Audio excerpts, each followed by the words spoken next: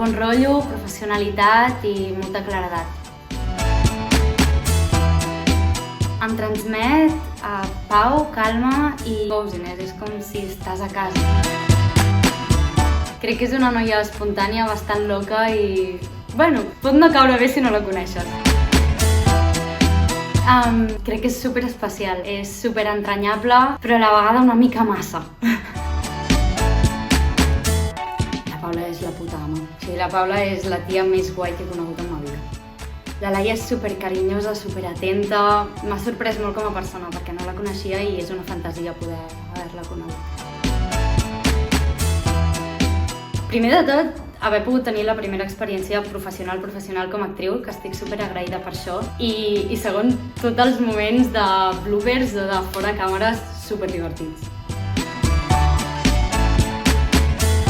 Crec que va molt més enllà d'una universitat, crec que va d'un trastorn en si, l'autisme, que està super poc visibilitzat, està super estigmatitzat i crec que és super important començar a canviar el canvi de vista que tenim sobre certes coses que pensem que són d'una manera i realment no tenen per què ser així.